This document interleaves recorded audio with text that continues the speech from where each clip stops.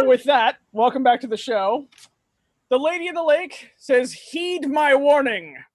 Do not mention ball sweat and then spite sprinkles, or thou shalt crash the internet. From the Lady of the Lake. And with that, on to the show. So, welcome back to Between Two Peers, the bonus episode, where this time we are flipping the idea on its head and two guest hosts are interviewing the regular hosts. Today's bonus episode will be live and your regular hosts will have no idea what is going on. None of us did with the technology foo earlier. However, they are still here to answer your questions about life, the universe, and everything, even if they do not know what those questions are. This week is sponsored by The Drink in Your Hand. This show would not exist if were not for the amazing crew, guests, and audience. So lift your glass high and know we are toasting with you. So I am Vera, and I have the privilege of being Queen of the West right now. I am reigning with a good friend, His Majesty Uther. I have been in the SCA for over 20 years. I started in Ontier and then moved to the West about 20 years ago. I'm into calligraphy and illumination, dancing, and a whole host of other things. And I also happen to be a pelican, Your Majesty. I am Elizabeth from the Kingdom of Atenveldt. I've been playing this game for about 20 years, give or take. I am a laurel and a pelican, as well as currently reigning with my husband, Duke Morgan. And I'm a dog person, hands down. I am Tulia Alori. I'm a Laurel from the West Kingdom. I am also on the show known as Mistress Sassy Seamstress. And I like cats.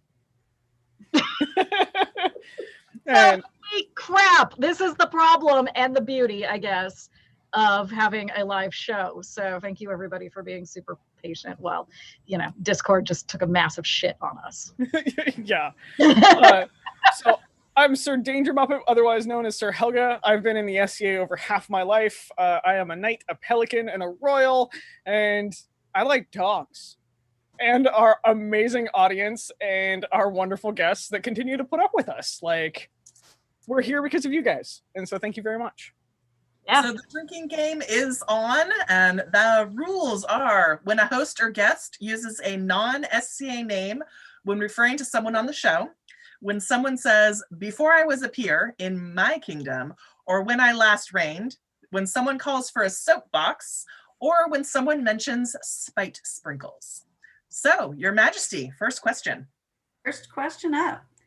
The Distaff Gospels are a 15th century collection of folk wisdom, with such nuggets as, when a man finds a swarm of bees hanging from a tree in his garden, it is bad luck if he doesn't offer them a silver coin.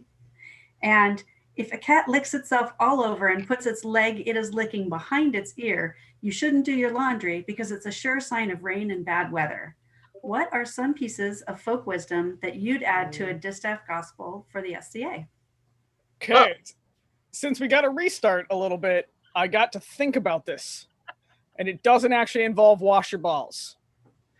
Say, if it's raining the day before Crown, the man that wins will have slept in an inn and have twisted his ankle the week previous. The man who goes out in second round will be most honored, though, for he shall deliver the most roses to his consort. I actually have to dispute that now that I think about it, because at that last crown, October crown, the last crown that we actually got to have, October crown last year, that first part of that little proverb or whatever it is that you want to call it, actually happened to my fighter, and he didn't even get to enter. Well, so it actually, like, I had to think about that proverb because this came up. Like, this thought process actually came up, and it rained after the list, like during/after the list. So I'm saying if it rains the day before, okay, it's gonna be the dude that twisted his ankle a week previous. It rained the day before. So here's the thing: that Friday we get there, and there's a massive. That night, on that Friday night, there is a massive thunderstorm that happens. It moves in, and we were going to set up camp, but we ended up going up the road to a hotel that was just right, kind of basically across the street from the site. We were like, fuck it, we're not setting it up. We we get in there and we are like, we're going to be good. We're going to go to bed at a really like reasonable time. We're in bed by like 10 p.m., which never happens. And then we woke up in the morning. Thorfinn couldn't even walk on his foot. Like he couldn't even put weight on it. And he had like a twisted ankle kind of a thing that happened like the week before. So we couldn't even enter Crown Tournament. I don't know. I think that that maybe doesn't work. Well, I mean, we are comparing this to paying bees with silver and a cat licking its balls so you don't do its laundry. Like, yeah. Okay, fair enough. Let me think. Mine would be if a sassy seamstress sews if a sassy seamstress sews 3 seams, this is going to be like a math problem now that I think about it. She will have to unsew 4 seams before she can sew another seam. That's sewing in a nutshell. You're always undoing what you did before. So, and usually most of it getting undone. All right, mine is if the privy lid is open, don't adjust your clothes. That's solid. That's legit. Yeah. I feel like I wanted notes for this one before we did it. No, that is something that now you know how it feels. we have to accept that this is what we do to our friends, and therefore we have to suffer the consequences when they get back at us with their weird zany questions. So, Your Majesty. So my answer to this one is if the king is licking himself all over and he has his leg behind his head, wow, do the laundry because that shit's dirty. I'm sorry. Is he that flexible? I was gonna say, like I now have questions about your king. I know nothing. All right, next question. What tradition from another kingdom do you wish was embraced in your own kingdom? Know where to start. Julia, you get to go first. Okay. I really should save this one for the Flame Wars special episode that we'll be doing in a month or so. I think it comes up next October, mid-October. We're doing all of the questions we won't ask our guests. So this is kind of a spin on one of them. And I wish that the West would move to 6-month reigns for crowns. Get us on board with the rest of the known world. Let's all be one big happy known world family. Helga? You totally jacked mine. So since Sassy answered that one, I'll answer another one. I wish that our councils were not held at Crown. In many of the other kingdoms that I've gotten to visit, I love that they pre-schedule. So like all the peerage councils are pre-scheduled out and they're at different events throughout the calendar year. And Crown is Crown. And then there's like much more partying afterwards. And right now, sadly, I think West Crown has kind of fallen into like you go fight Crown and then you sit in meetings, and we're very peer heavy. And so we are actually taking the peers and the royalty away from the populace. And that's a little sad. Because I think that the peers and the royalty should be out partying with the populace. Like Crown is supposed to be a huge celebration. That last dude falls down, like let's roll. It's time to party. It's time to celebrate what we do and go from there. And so if I could steal that tradition and bring it to the West, I would. Also, it typically helps smaller events have a higher peer population at that event. Like they have a reason to be there. They are going to show up, but then they're going to also participate in the event. And so I think it's a healthy way to kind of spread that out throughout the year. We all have to travel anyways. So we might as well do it that way. And hey, the benefit of this whole wacky COVID time that we live in is that we've all gotten very used to doing Zoom meetings. So maybe, just maybe, we can start holding more of these councils virtually, and then that frees up a shit ton of time for actual fun at events, because meetings aren't fun. I'm sorry, they're not. Your Majesty? So for me, I would actually expand on Helga's point just a little bit and sort of switch it a little bit. We don't we don't do our peerage meetings typically at Crown, with the exception of the Shiv meeting.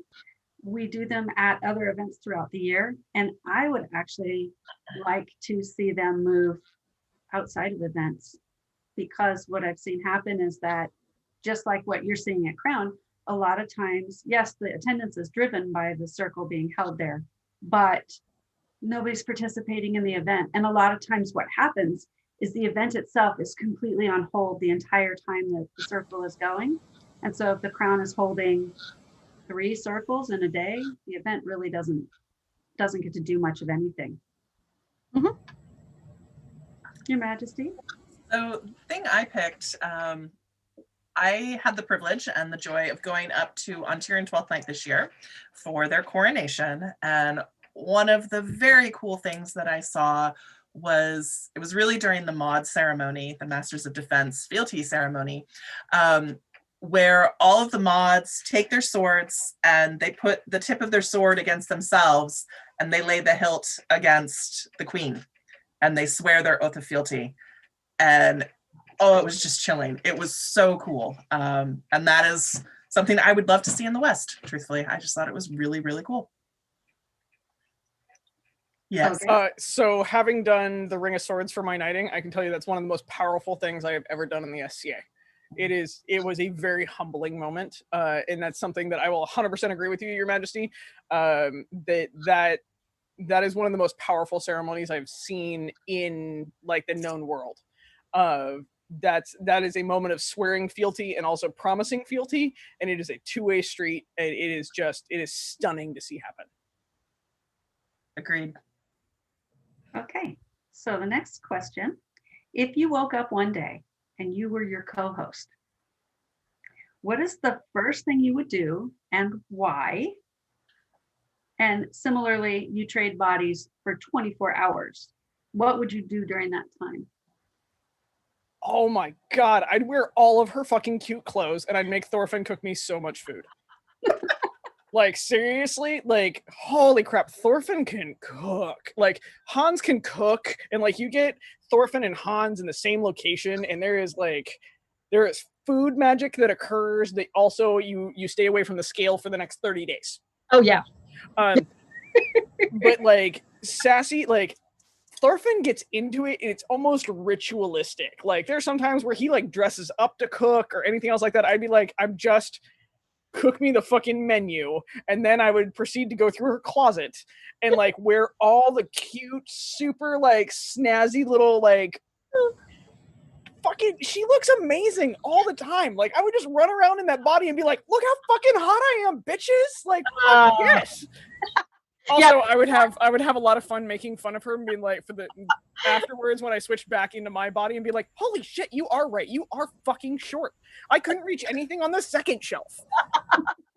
I was gonna say, like, my whole thing I would do is, well, you know, Helga's got like a pretty badass wardrobe, so that would be fun, right? And she's really pretty, so it would be fun just to be like, you know, 10 years younger and pretty, like. But that's not what I would do.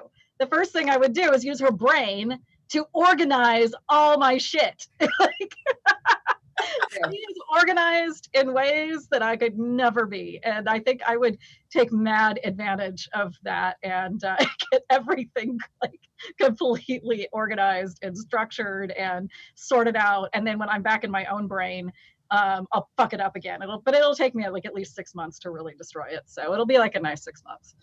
I can see you waking up next to Hans being like, oh shit, okay, I gotta go. Like, I'm gonna drive this really big truck that I don't know how to drive over to my house, knock on the door and be like, hey, Thorfinn, really, I'm Sarah, but I've got to ride his brain right now. So I'm gonna organize everything. Where the fuck is the Adderall? Because I'm not sleeping for the next 24 hours, and it's gonna be like a speed freak is going through the house with a fucking tape measure and organizer, and like this shit's happening. That sounds like heaven. I'm deeply, deeply disorganized. Always have been, and yeah. So organizational skills, definitely. Well, and to be really me, also, I would probably totally squeeze Thorfinn's butt a lot. Yeah, you could do that. You know. Yeah. I'd be handsy there. Well, you'd be me and I'd be you, so that's fine. Like, It works out. Mm. You're We mad. not that far in yet. So you asked, so I guess I have to answer first. Assuming skill sets are still in place, I would totally make some super amazing stamped fabric that you then gift to me afterwards. And truthfully, with COVID going on, I would totally get like the hugest, longest, bestest hug ever from Morgan right now, because I live alone. I miss hugs. I'll admit it. I feel no shame in this. So I miss hugging you. You're fun. And he's a hugger. Yeah. And I might convince Morgan to also make like a cool, like teach me how to do the stamped bracelet stuff that he does. Like, I think that would be cool to learn. Wow. I love that. So I would actually perfect my G&T game, because I can mix a G&T, but I can't mix a G&T like you do. Like one little mug like this tall, and you had me fucked up. So yeah, I would learn how to make a G&T the way you do. Liz, I can give you, excuse me, Your Majesty also used your mundane name. Whoops. I can say the technique. Now Her Majesty West has like this wonderful technique that no one can really emulate because she's Auntie Vera's gin joint. But the technique seems to be kind of inherent amongst many Western peers. And that seems to be fill your glass up with ice, take some gin and just pour it in until you think it's enough. And then you stop a little bit after that. And then you put it down, you squeeze half a lime in there, throw the lime in, and then float some tonic on top of it. And God help you. That sounds about right. Okay, Part so of it, you Vera, gotta have enough lime. Her Majesty Vera should totally out herself about how hammered she got Uther and myself one time. I do not recall those events, Senator. Yeah, there's so many great stories about that. But actually, I was going to say His Majesty West, Uther, he recently at this past 12th night taught me a variation on a gin and tonic I didn't even know was a thing. It's a Hendrick's and tonic, which has cucumber in it, which I love. Oh, It's so good. Oh my God. He handed me, he's like, I'm making G&Ts. You want one? And I'm like, fuck yeah, I want one. Totally. And he hands me this thing and I take it and I'm like, what is this? Nobody said you could put cucumber in gin and tonics. So now I have a cucumber in my gin and tonic and I love it. So. is there still lime in it? Nope. No. Just So, cucumber. Really? depending on the gin you get, they all have very different tastes to them, flavors to them. And Hendrick's is a very smooth gin. And I never put lime in my Hendrick's, or very rarely. It's usually the cucumber, and it's a much lighter and more refreshing drink in a different way. Yeah. I don't like lime. I've never liked lime. I like lemon a lot, but it doesn't really work in a gin and tonic. And so if I was just sort of suffering through the lime of the gin and tonic aspect. And then when Uther introduced me to the Hendrick's and tonic, or, Hendrick's gin and tonic, oh my God, that cucumber is like, it elevates it, like just it brings it way up into another thing. So if you don't like cucumbers, of course, then you're probably going to hate it, but I love cucumbers. So I do.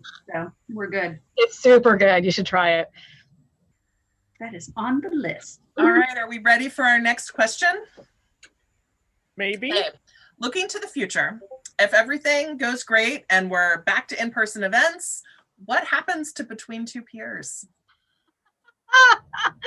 Well, so Helga and I have talked about this. We've not come to any real strong conclusions yet, but the feeling is right now we're booked actually through December, which is good because we're off events until end of January, right? I think. Mm-hmm. And so easily we could fill up January with another 4 interviews. And if things go right back, fingers crossed, although probably won't. We've talked about things like the show going to a different night of the week and it being like bi-weekly, like every other week, not every single week. And then, but yeah, making sure that it's not like a Friday night because we're going to be just scrambling to go to an event, obviously, on Friday nights. They would probably be scheduled around whatever major SCA events happening. So maybe looking at like a Wednesday or Thursday midweek show, and also doing more in-person stuff. So once we get to be hanging out like at wars and things like that, we were talking about having meetups and maybe live shows where we just do a live recording. And then, yeah, I don't know. Helga, do you have anything else to add? No, I mean, we've tossed around some ideas of just basically doing it kind of like live around the fire, and then recording and posting it, or moving to a midweek. It's really it'll be up in the air to see how it goes. This has actually gone much further than both Sassy and I thought it would. Like we were like, oh, haha, it'll go like 10 episodes and people will be bored of us, and like we'll just go to whatever, and like we're scheduled to January now. Like we have guests until January. We'll probably fill it up to the 31st, because that's when the bot will do an eval on lifting restrictions. And then I have a feeling with both Sassy and I are really we're really into actually having our guest input, and we're into having our the people that watch the show give input on like how they want to see the show go, and what is working for them. And so that might be where we open it up and be like, hey, send us suggestions. Do you want us to keep going? Like, how do we want to keep this going? And then we'll kind of adapt from there, because really this is all like we're both like pew pew shooting from the hip, and having fun doing it, and trying to help people stay entertained. And so if it fills a niche after COVID, is like under control, then we'll keep going. But if the niche is then filled by events going on again, we'll probably let it fade and laugh and have a lot of fun that we did it, and maybe occasionally do an episode where we're like, hey, remember when we were cool during COVID? Yeah. It'll be a snapshot of a very weird time in our life. But I think that there's really no like desire, and I guess I'm just going to put this out there. Helga, you can tell me, if you disagree, but I don't think there's really any desire between either of us to see the show die. I think it's more like the show is going to evolve. It's going to be, because of time constraints, it's going to probably be a slightly different time slot. It's going to be a slightly different length. I don't know if we could do midweek shows that go 3 hours. Like we did last week.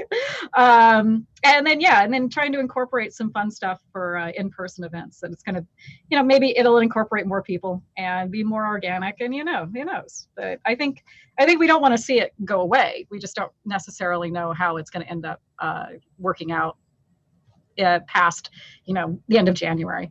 Yeah. All right, Your Majesty. Oh, so it's kind of an odd question for us to answer, I think.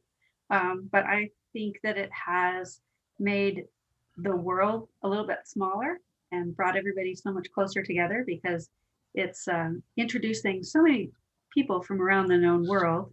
When you have a guest on that maybe I'm not familiar with them, and they're over on the East Coast or something, that gives me somebody to go talk to, like a creepy stalker when I see them at an event, like, hey, I know you because I saw you on the show. And they're like, I got nothing.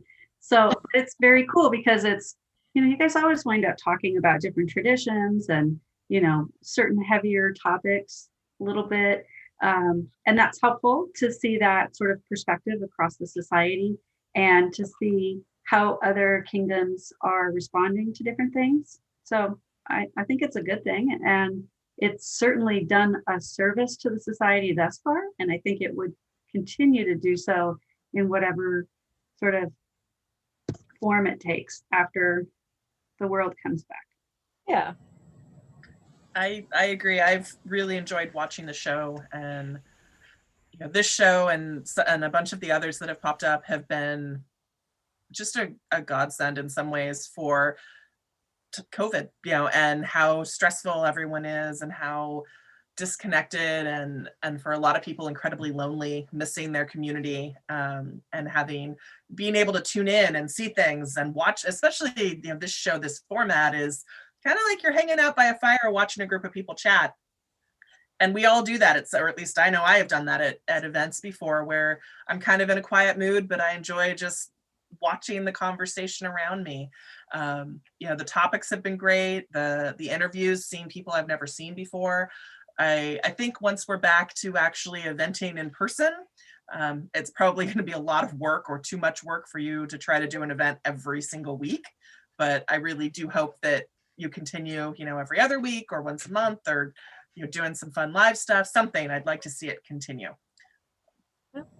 We'll do our best. Well, that actually helps a lot. Like actually hearing that is kind of just like when Sassy and I are talking, it's that moment in time where we're like, are we having an ego that people are enjoying the show? Like, are we being big for our britches thinking that this might go afterwards? And so like hearing stuff like that helps us sit down and actually formulate a plan versus like running right into the fraud complex where we're just like, I'm not sure about this. Okay, we're good. Okay, we're good. So yeah, it is a weird thing. It's like people still keep tuning in. God help us all, because you keep tuning in, we'll keep doing it. But yeah, once events start up, I think it'll necessarily have to change a little bit, but I don't really see it completely going away. So. All right, you ladies ready for the next question? Do we have an option? Not really. No. It is said that no night can be everyone's night or everyone's favorite night. How important do you think diversity of opinion and period culture are for a healthier kingdom so that everyone in the kingdom feels represented by the order? Oh, motherfucker, is this going to be a soapbox? This is Uther, by the way. Holy Yes, it is. fuck, is that going to be a soapbox?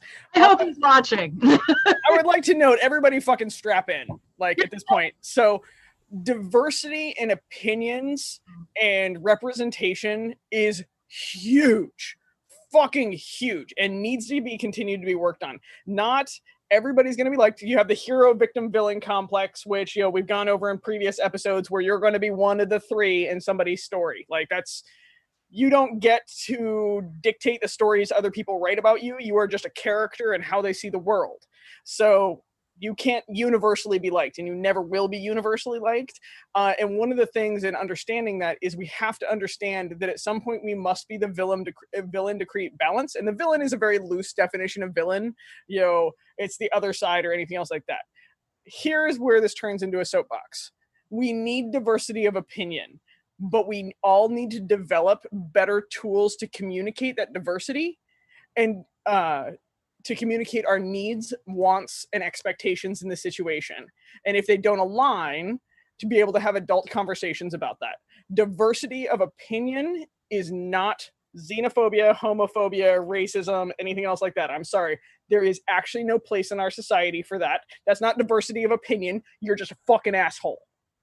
So diversity of opinion can be, and I'll actually even, I try to keep this out of the SCA, but I'm going to drop this in here because it's the easiest to use, is conservative versus liberal. Like, that's diversity of opinion. Like, that's diversity of how financially things are spent. We're going to have that actually be applied to the SCA because you deal with that with officers and how, the budget should be set and everything else like that. In council, you're going to have diversity of opinion of what skill matters more. What's going to take on, like, what a peer is. We need that very broad spectrum, but you need to be fucking adult about that spectrum. And if you're not capable of doing that, go read a manual. I'll give you a book list: Anatomy of Peace, Crucial Conversations, When Violence is the Answer was actually a really good one for that. There's a ton of stuff. You have to have the tools to be able to have a diverse conversation and not have it be a confrontation about your emotional fucking baggage about it. What she said. No, I mean, yes, number one, it is important that diversity is in the SCA, period, in the story. Like, I don't see this being a negotiation point. I think that in a lot of ways, I've seen diversity be interpreted, well, of course, the most obvious way is we're talking about more inclusion and representation of LGBTQ, of Black, Indigenous people of color, women, any sort of historically marginalized community, the SCA can do much better at being inclusive towards that community or those communities. But I also think that the diversity extends to things like era, persona, area of interest. It's not just this is primarily. So what I should say, back this up a little bit, is that I've heard this over my many years in the SCA. I heard a lot of, we are a big tent, but we're not that big of a tent. And what that really was interpreted to mean is that people that had personas that were non-Western European, even if they were white, even if they were straight, even if they were, cis, het, male, whatever default category you wanted to apply to it, the fact that they were interested in something like Mongolian or Greek or Japanese or, any sort of like medieval Western European, and even you get this a little bit with like Slavic and Viking and these kind of outlying periods of where people were interested in these particular cultures that fell outside of the traditional medieval or the traditional Western European, say, for instance, Eastern European. They would get a raft of shit for it. And it was really hard, and it's still kind of really hard in a lot of ways for some of these people with these interests to come into the SCA and integrate into it, because they run up against this idea that it is only Western European from what they, very loosely consider to be like the chivalric age. So anywhere between like the 11th century, which is actually predating chivalric age by about 100 years, to 15th century. We're not even talking 16th century, where most people kind of draw the line now. We're talking hard stop at like, Burgundian. And so people who want to say have like a Greek persona, like an ancient Greek persona or an Egyptian persona or a Roman persona, those people, or Byzantine even though the Byzantine Empire went straight into like the 14th century, people equate Byzantine with something that's much, much earlier. We're talking like, 6th, 7th, 8th centuries AD. And it just like, people are kind of shitty about it. And I think that the diversity of having a society where it's actually in our charter, that we don't have really a beginning date, and we kind of have this like very soft end date, which kind of makes sense when you go by like historically speaking, the end of the Renaissance or the end of the Elizabethan age is sort of like the very, very, very end point of what's considered the chivalric period. Past that, you get into the Age of Enlightenment, and like mentality wise, things change drastically, almost universally across the globe. But prior to that, prior to the Age of Enlightenment, it makes sense, right, to have this ideal of chivalric ideal. And then how that gets interpreted in all these different weird and wonderful ways by different cultures and people, that's awesome. And we can be that big tent. And I don't think it takes anything away from me personally if someone, say, wants to have a Mongolian persona from like the 12th century, or it doesn't take anything away from me that somebody wants to have a 16th century Japanese persona, or, or someone wants to explore an African persona. Like, that does not diminish my SCA whatsoever. And I say more of it. That's cool. Geek the fuck out on what makes you happy. I think that counts as a soapbox. So I'm going to drink. I think that counts as 2 soapboxes. We got called on it.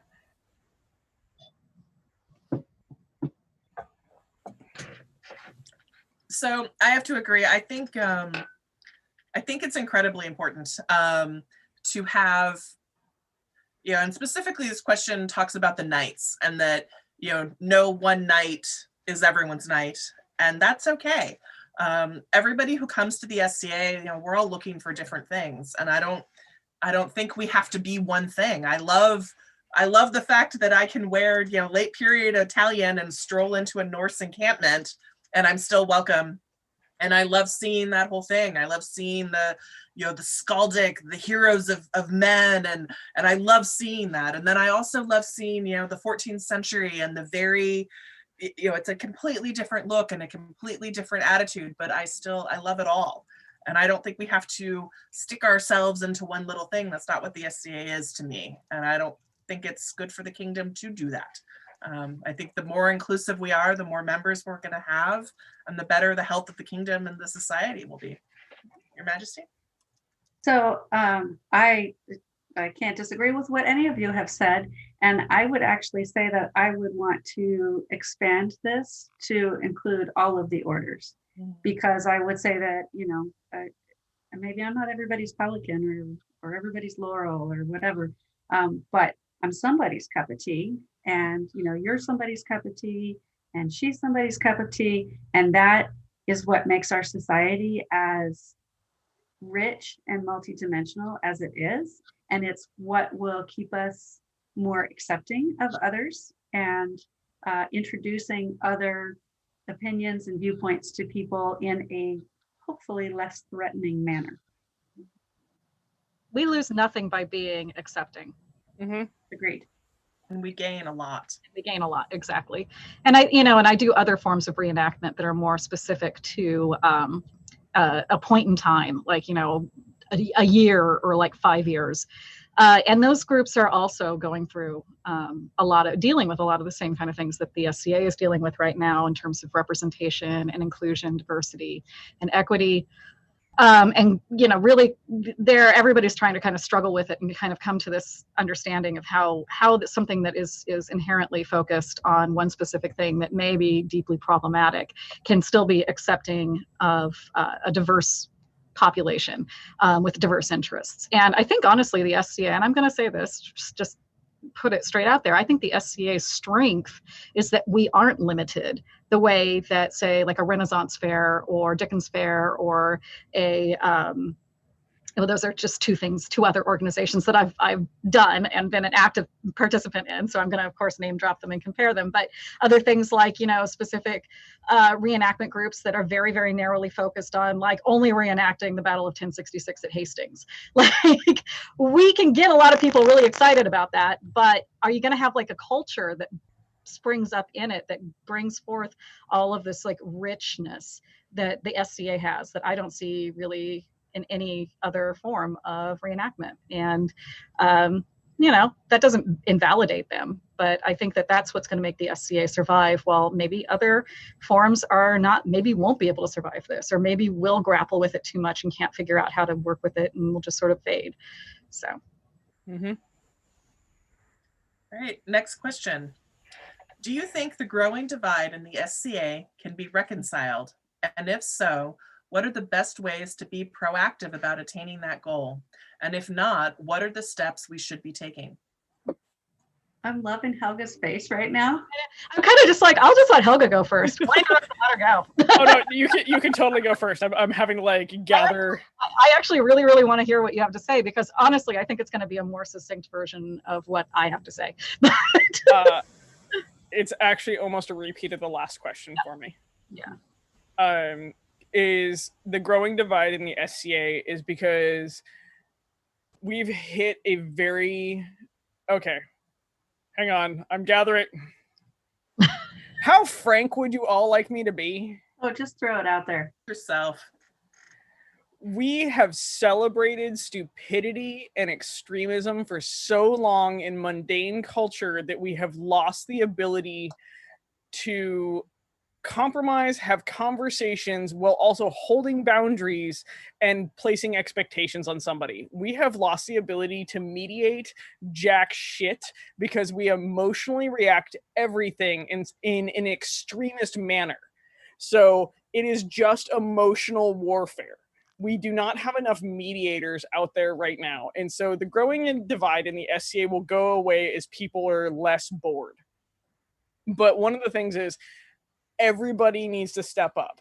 Everybody actually needs to take a part in it, no matter what side they are. There are extremists that need to be rooted out.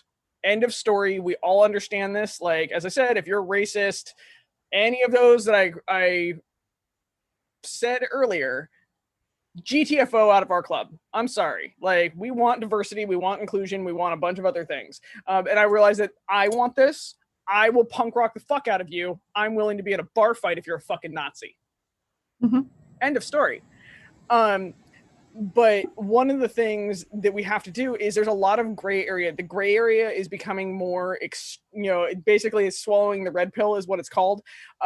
Everybody is becoming an emotional extremist. We have lost the ability to empathize, then release that emotion, and then have a conversation about the mechanics behind it.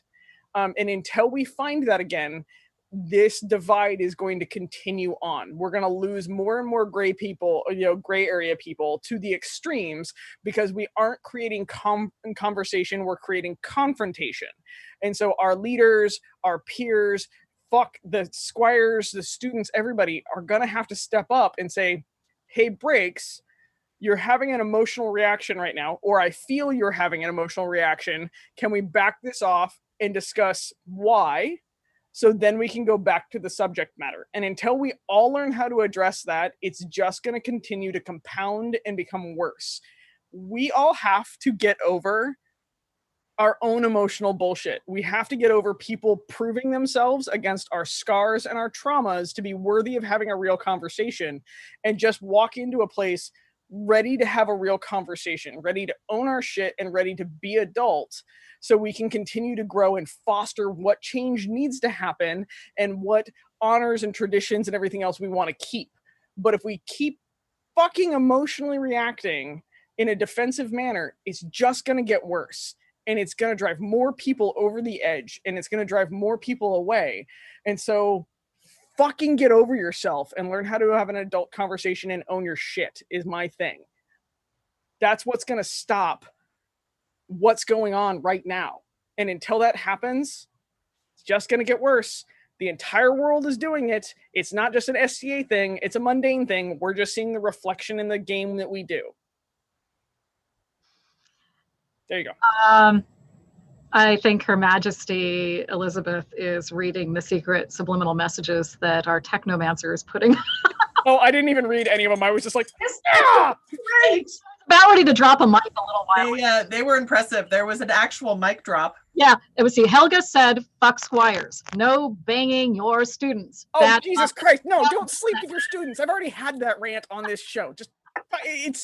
I dropped the F-bomb randomly in there because I don't have a beautiful, succinct way of saying 25% of people are going to be invested no matter what. 25% of people are going to hate you no matter what. You actually have to put your time in the 50% that's in the middle. Save them, talk to them, deal with that, address those issues, and go forward from there. That's how you continue to build a group and a society and a following, really. Like, there's actually, I have so many feelings on this. Okay, so, I mean, my take on it is, of course, very much in line with Danger Muppets, because that's, we're friends and we occupy the same space in the kingdom. We have very similar ideologies and ideas, and as diverse as our backgrounds are, like when you really pin it down, like Helga and I came from very different backgrounds, but we absolutely arrived kind of at the same point in that spectrum in the middle. And I can't at all disagree with anything that she just said. But I am an optimist. As hard as it feels some days to like wake up and get out of bed, and trust me, this morning, it was really hard reading the news to stay optimistic. But I do think that one of the coolest things about the SCA, again, goes back to the community that we have. We have a very large group of people with diverse ideas about how things should be in the real world and in the SCA world. And sometimes it'll shock you which side somebody falls into on any given issue, SCA or mundane. But I don't necessarily think that there's a very big divide overall in the SCA. I think that what we see right now with social media being our only kind of outlet for interaction is the same thing that social media does all the time, which is to amplify and make everybody's voice sound as huge and big and as important as anyone else's voice is, where in reality, you're getting like a very vocal online minority that is saying, being divisive and like, causing these kind of like divisions to happen, or saying that there's divisions happening. I get a lot of people not a lot, actually, I shouldn't say a lot. Maybe there's like 2 or 3 people on my Facebook feed who occasionally pop up with the SCA is dying. And I don't see that at all. Like, I look at the SCA, and I'm not even saying these people, like, politically, mundane politically ideology, we fall into the same category mundanely, but they look at what's happening in the SCA, and I don't know what the fuck they're seeing, because I don't see an SCA that's dying. I see an SCA that is really working first, for the first time for ages, to make things better and become more inclusive and to bring more people together over that. And you know what, if a couple of people get like a panty twist and they have to go flounce, like, fucking fine. Go. Not butthurt about that at all. Helga, you had your hand up. I just actually wanted to agree with you. For all my weird ranting is at like the 10% of shit stirrers that are like making it hard on everybody else. Mm-hmm. Is the SCA is doing some really cool shit right now. I think it's like some really, really cool shit, and I'm so proud of our upper end. Yes. Like, our current sitting royalty and a lot of the officers are working their ass off to make sure we survive this. And I want to say, even at the top echelons, even what we're seeing with like the board of directors and the society officers, they are kicking ass and taking names, and they're doing an excellent job. And I'm sorry if you feel differently. That's something that, okay. I just don't see why what they're doing is considered a bad thing or should be considered, anything other than trying to improve the society for more people. And I don't have a problem with that, but I'm a dirty liberal snowflake. So what do you know? But I'm sorry. Do I need to put the snowflake chain on? I think you need to put the snowflake chain on. Your Majesty. So I don't disagree with either of you ladies. I would say that the society as a whole, we are doing the thing, like, we're doing the right things right now. And I think if we continue along this sort of trajectory, we're going to see things continue to improve within our society, because we have finally started to take a stand against, things that are distasteful, let's say. And I think that with more people involved in that and more people sort of committed to that, it's really sort of taken hold, and it has made our society better. And I think that in a lot of ways, actually, I think this break, as painful and awful as it has been, I think it's actually hopefully going to be a good reset for people in terms of when they come back and we can actually see people again, which will be amazing. Maybe they'll leave some of their baggage and bullshit at the door finally. And like all of that stuff about like, well, I can't like those people because so-and-so doesn't like them, and that sort of nonsense, I'm hoping that that sort of goes away as well. So I think one of the issues, and I'm going to start with yes, I think this growing divide can be healed. And I think part of it is something that was already touched on of, at this point, a lot of people, when they're having a discussion or a disagreement, they're not listening to understand what the other person is saying. They're listening to formulate their argument. And when you don't listen to understand what the other person is saying, you don't get what they're trying to say. And I've been the person in that conversation where I said something and the person comes back and says something, and I turned around and said, if you had listened to what I'd said, you would understand that I agree with you. Mm-hmm. Because they weren't listening to me. They had already decided I didn't agree with them, and they needed to argue with me to convince me of something. And it's not a healthy way to have a dialogue. Most people have more in common than we do differences. Most of us want to be good people. We want people to be happy. We want the SCA to be a safe and inviting and inclusive place. And I think that there are multiple ways to approach that. And it's important to have, an adult conversation, to listen to what the other person is saying. And if you're not sure of where they're coming from, ask them to elaborate. There's nothing wrong with saying, Okay, you said this. I'm hearing why. Is that what you meant? Before you go off on them.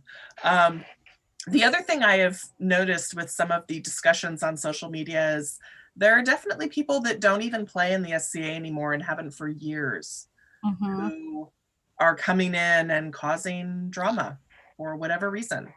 They haven't played in a long time and they probably aren't going to ever come back. And I don't know if it's boredom on their part or a desire to create drama and they enjoy that. I'm not really sure, but I don't think we need to feed that at all. It's not healthy. So I do completely agree that, racism is not to be tolerated. Sexism, not tolerated.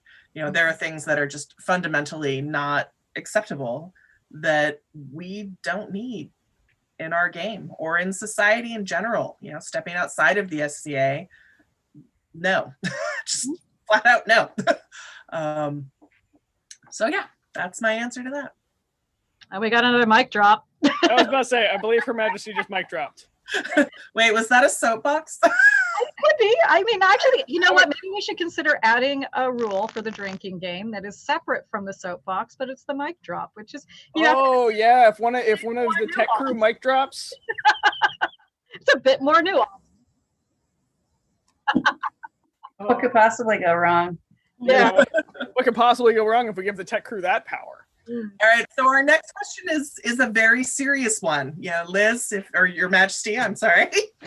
I think we are going to go to a commercial break first, and then go to that question. Right? Yes. Is that the plan, tech crew? Your Majesty. Do it. So we're going to go to a commercial break real quick, and then we will come right back to a very serious question. Super serious. Okay.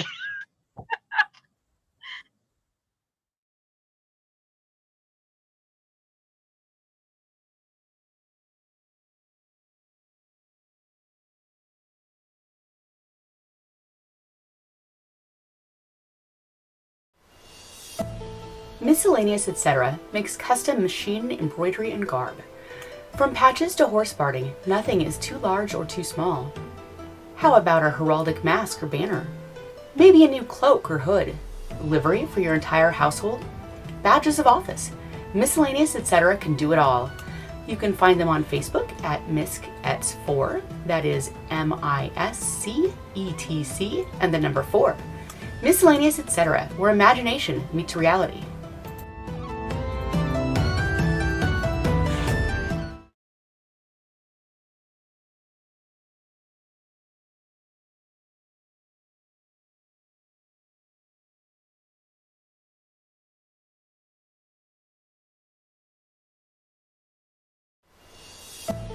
Miscellaneous Etc. makes custom machine embroidery and garb.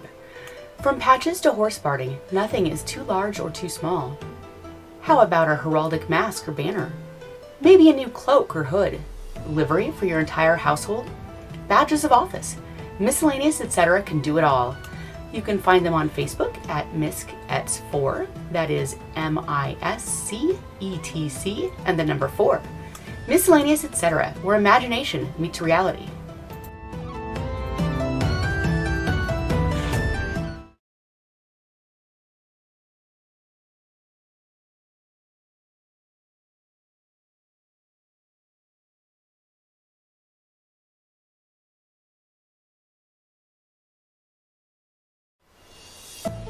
Miscellaneous Etc. makes custom machine embroidery and garb.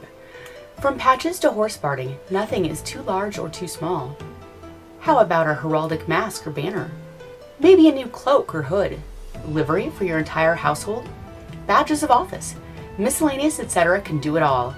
You can find them on Facebook at MISC-ETS4, that is MISCETC, and the number 4. Miscellaneous Etc., where imagination meets reality.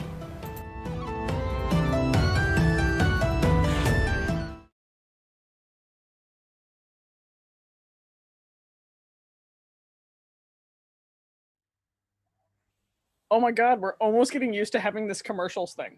All right, are you ready, Your Majesty, to ask this incredibly serious question? I'm ready. Ladies, are you ready? Yes. Oh. Yes. If there was one place that you could have sex, either oral or full on, with someone at Disneyland in Anaheim, with no fear of being caught or videotaped, where would that be? And caveats to the question, the hotels are off limits, but California Adventure is included in the question. Okay. Helga. Okay, I need to know, is Star Wars Land open for this?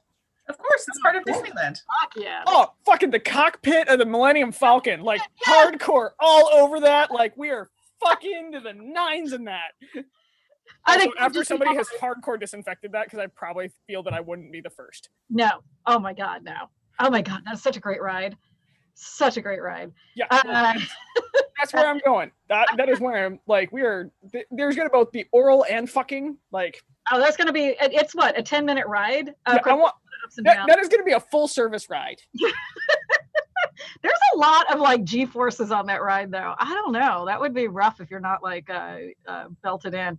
Have you gotten it can work out? We got this shit. Like, I'm good. Like, we're doing this. But have you ever gone on it? No, I've never been to Disneyland. What? Oh, I know what we're doing when COVID is over. Right? We're going on a Between Two Piers and Her Majesty Vera and Her Majesty Elizabeth if she also wants to come. Sure. Yeah. Could you imagine if we showed up in garb to Disneyland and ran around and did an episode and then chopped it up and then posted it? No costumes. They won't let adults come in costumes. Now Except on Halloween. I'm sorry. I'm just wearing a long t-shirt and baggy pants. Thank you very much. We could go for Dapper Days. Could go for Dapper Days. Oh, yeah. Or actually in the Star Wars Land, sorry, whatever. The Galaxy, whatever. Galaxy's End. I like how everybody's losing their mind that I haven't been to Disneyland.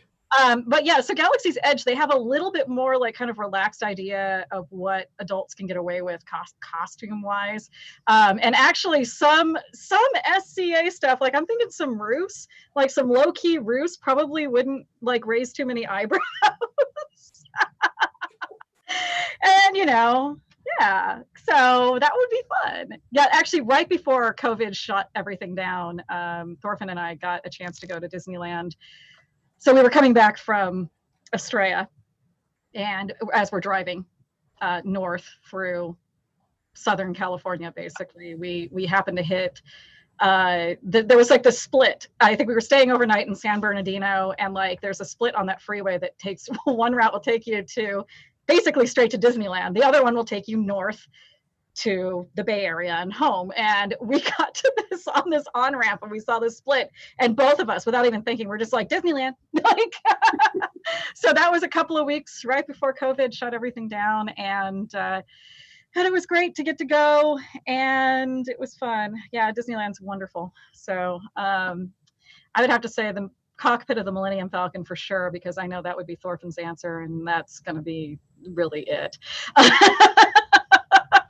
Maybe see my actual answer would probably be the Haunted Mansion, but I'm a dirty little goth, so why wouldn't it be the Haunted Mansion? I hadn't even thought of that one. Oh my God, no, Club 33. What am I even thinking? What's Club 33? Mm-hmm. Oh, you're gonna love this. It's kind of the exclusive bitches club. You gotta either know somebody or be incredibly rich and a member to get in. It's a year, like years and years and years on the waiting list to become a member. And it's some ridiculously high number or amount. So Elf, actually, Helga, Elf knew somebody who could get you in way back in the day. But I don't think that person can do that anymore. So should have worked that connection. But yeah.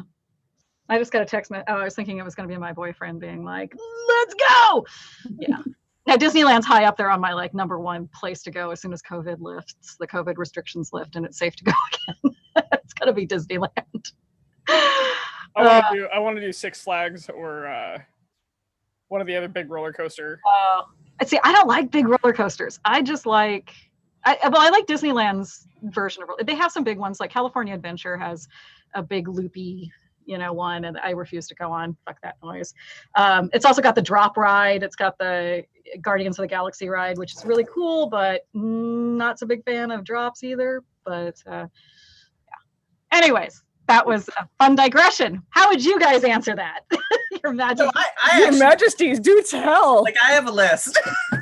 Of course you do, Vera. Okay, so the captain's bed in Pirates of the Caribbean. Oh, that is a good one. Yeah. Oh, that's super good. The game or chess table Mm-hmm. in the lounge of the Millennium Falcon. The collector's office in Guardians of the Galaxy. Under the trees in New Orleans Square, and the Grand Hall of the Haunted Mansion. It'd definitely be the Grand Hall of the Mansion. We'd be there together. I had a list. Your Majesty. So I'm going to say that Vera put a lot more thought to this question than I did. I love Disneyland. My list is quite a bit shorter. But before I give you that, Helga, the Six Flags trip, that's tied in with Great Western, just FYI. Oh. So we all go to Great Western and then we go to Six Flags. Okay, I'm down. From Great Western. So my answer is Haunted Mansion, 100%. And like all the way through, because I'm going to take my time in there and have all the ghosts join me, and that's fine. So yeah, 100% Haunted Mansion. And if it's decked out for Halloween, all the better. Yes. Okay, so far in the show we've discussed your husband being able to lick his own balls. And now the ghost joining you. I'm pretty sure you might be the kinkiest member that we've had on this show, Your I don't Majesty. think so. I don't know, man. We've had some kinky motherfuckers on the Yeah. Right? Hey, Baby Ninja, do not even bring my level of kink into anything, okay? You're a guest, Helga. We're the hosts. That was a really good question. A mic drop? I think it was. Fuck. Oh no, I did get a text message from Thorfinn who said, I've been to Club 33 like 10 times. Thanks, baby. If we were all as cool as Thorfinn, whatever. Your Majesty? All right, so those were our original questions. We're now into the bonus questions. So the first one is, you get a complete re-roll do-over of your SCA career. What kingdom would you want to start all over in, and what activities would be your main activity? Is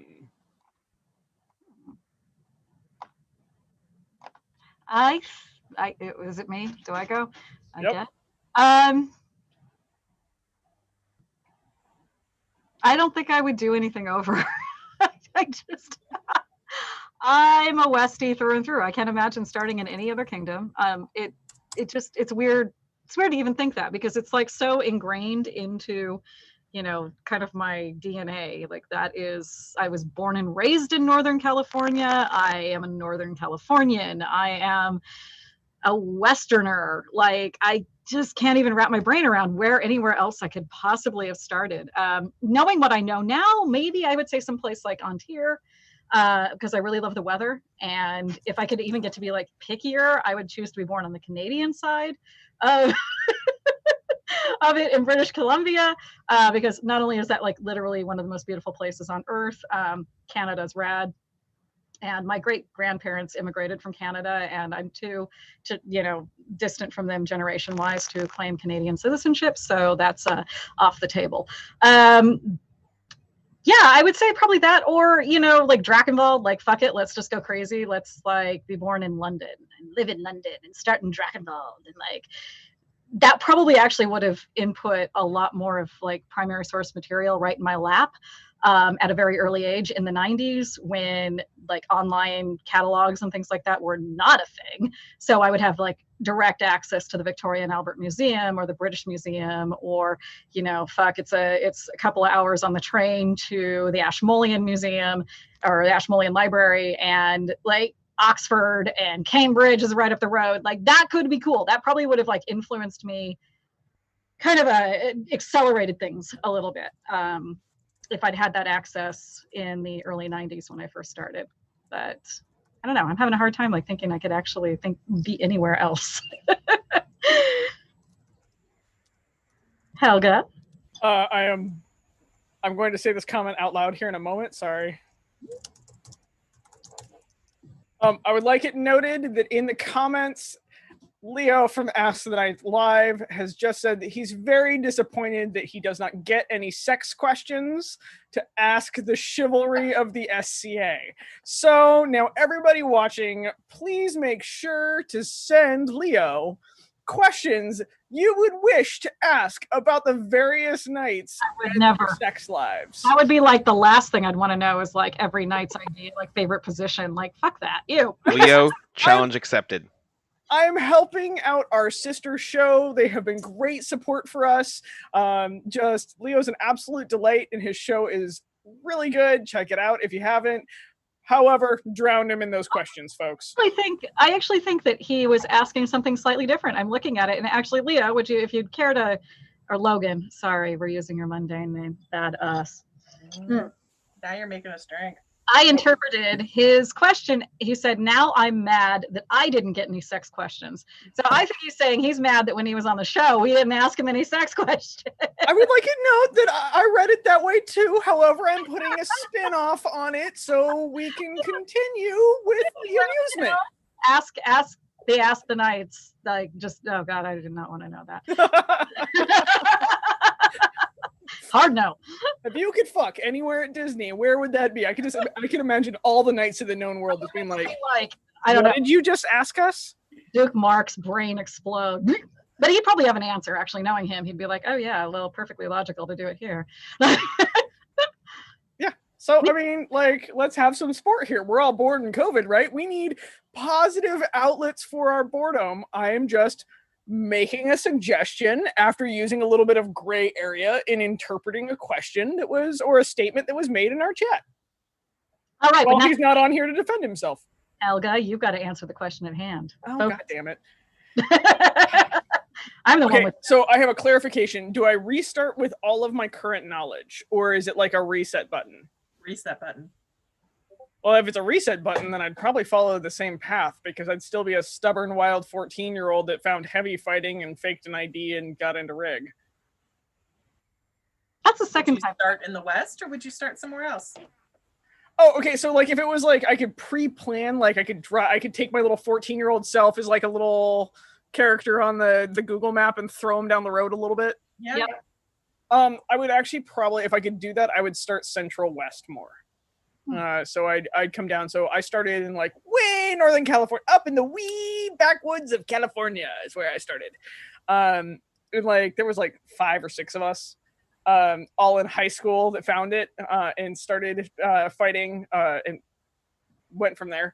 And so really, I think if I had found it Central West, so like I am definitely Western. Like Hans and I have joked there's other kingdoms we could live in. Like I could totally live in the Outlands. I could probably live in Kaid. I could live in the Atenveldt, and I could live on Tyr. No fucking problem. Artemisia, like culturally, there's differences, but they're very similar to us. And part of what I really love about the SCA is what it did to me as a wild 14-year-old. The SCA saved me. And I cannot put into words why I am, actually I probably can put into words why I'm so protective of the SCA is because I was lost. And the SCA said it's okay to be wild, but we'll give you a little direction. And without the SCA, I probably would have fallen down a very bad path very quickly because I have that personality. And literally the chivalric code probably saved me from doing some really bad things. So just to be frank there. And so really, if I could pick myself up and start myself in a different place, I would probably just start more Central West.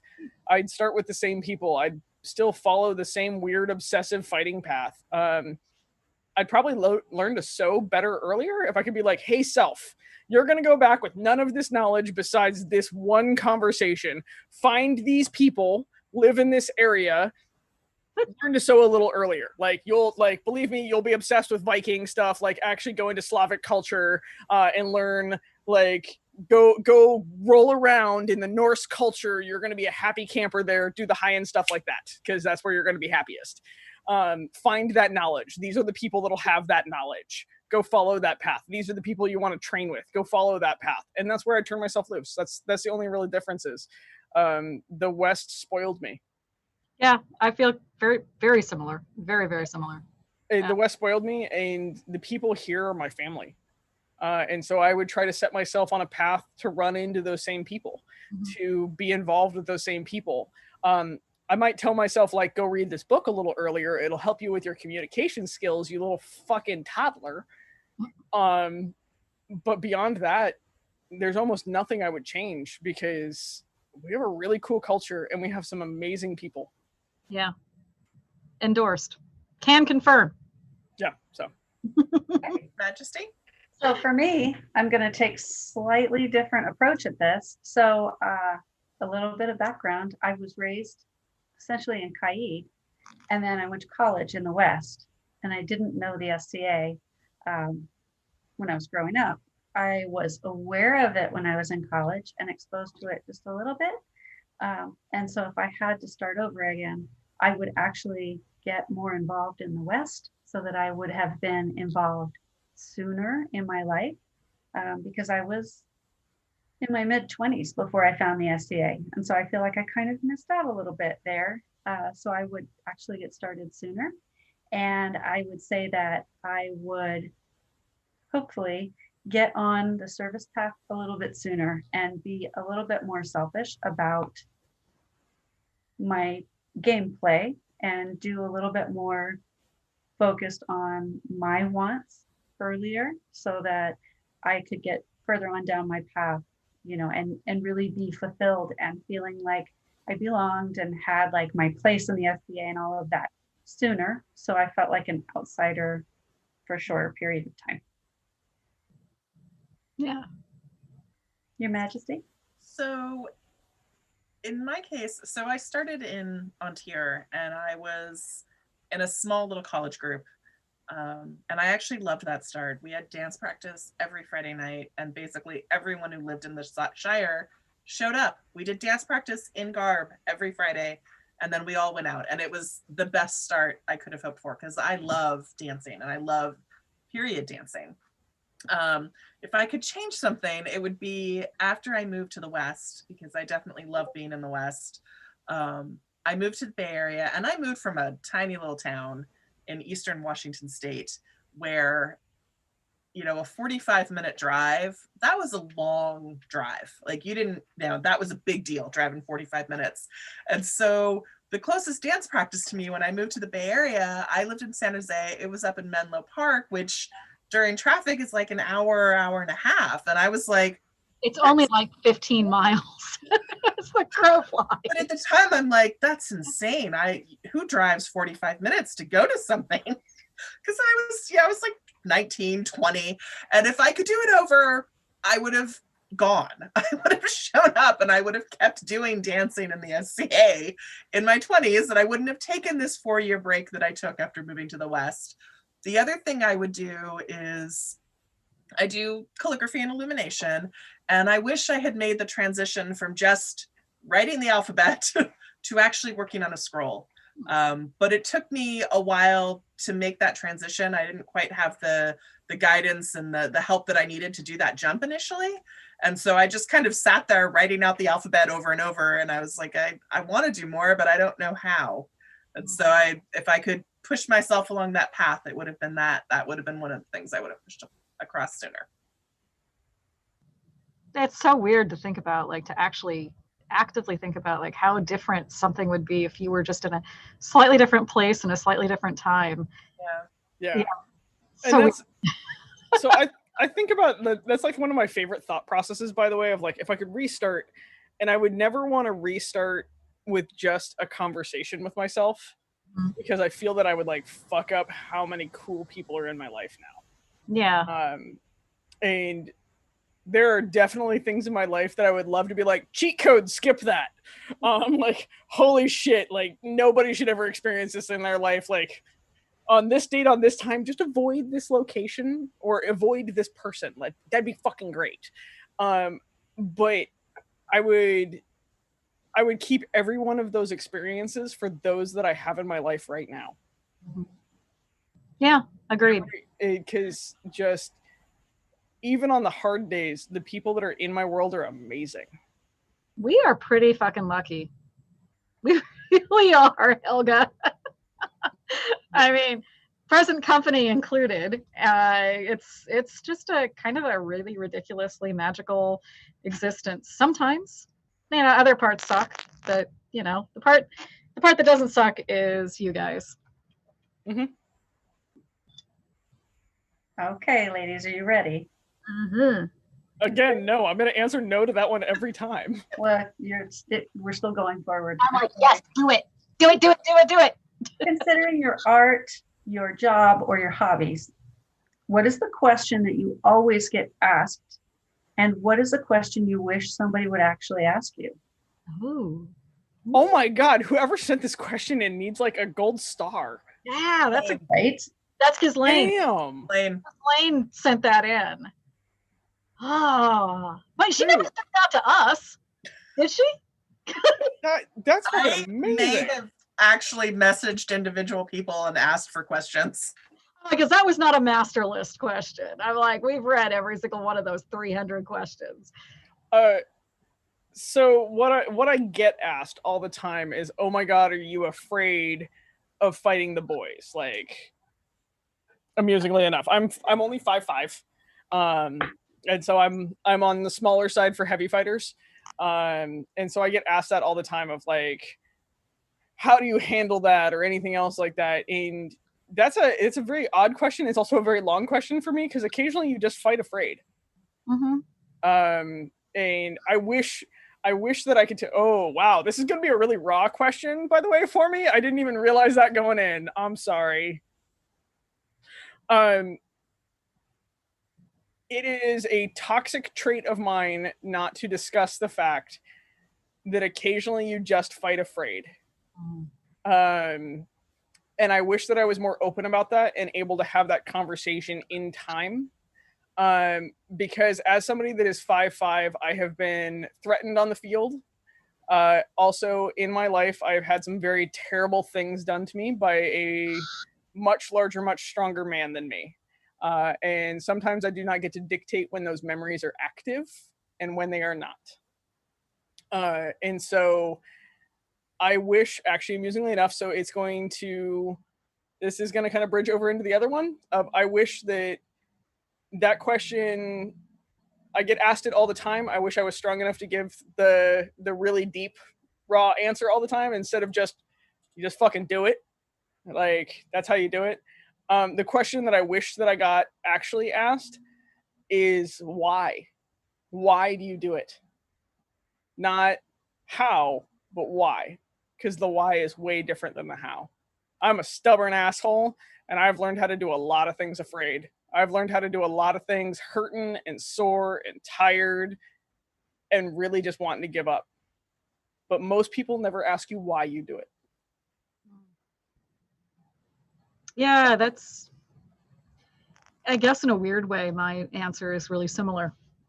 I always get asked how, I never get asked why.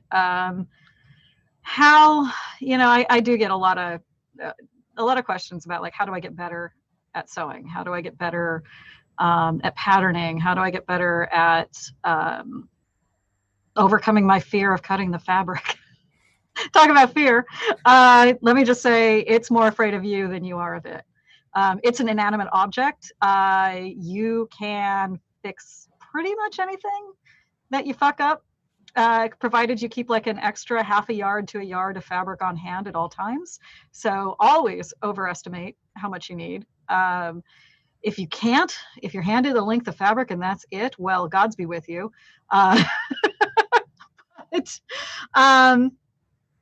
So yeah, you do get, when you reach a certain level of mastery, it's something people are more interested in the how. How do I get as good? How do I do a thing that you do? How do you, do a specific thing? I'm anal retentive. I'm obsessive. I have actually been diagnosed with OCD. And And it's funny because it only really manifests itself with sewing. And I get incredibly anal retentive when it comes to fit and pattern matching and making sure something is just looks like it was spray painted on somebody's body and is comfortable. Yeah, so the spray painted you can do and it can still be uncomfortable, but having it be comfortable is the real knack.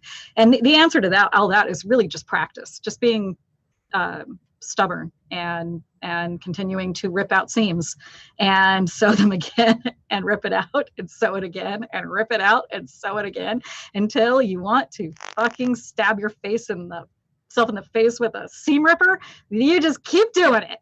And that's the anybody that is sewn 100% knows when you've sewn in the same sleeve backwards for the 4th time, you're just like, there is not enough coffee right now. And there's also, I used to have a very strong rule about not sewing, especially not cutting anything out after 11 p.m. It's a little different now, but for years and years, that was my hard stop. It's 11 p.m. I don't care if I feel like I can sew for another 4 hours. I'm stopping now, because past 11 p.m., the likelihood of me sewing that sleeve wrong and setting it wrong time after time after time goes way up the later it gets. So, no, set yourself a hard stopping point. Yeah, nobody else ever really says questions like, why do you stick with it? Because sewing is frustrating. Sewing is painful, especially the older you get. Like, your body just can't handle as much as it used to. But it's just, I don't know, it just becomes part of your DNA, I think. It just becomes part of who you are, and you just kind of stick with it. So yeah, that's an interesting one. I think I want to think more about that. In fact, I think I would like to kind of make that our topic of conversation for our post. We need to do a bonus special post tomorrow, and I propose that one because that's a really good one. That's an amazing question. And now I'm going to think more about it. Maybe I'll have something more eloquent to add tomorrow.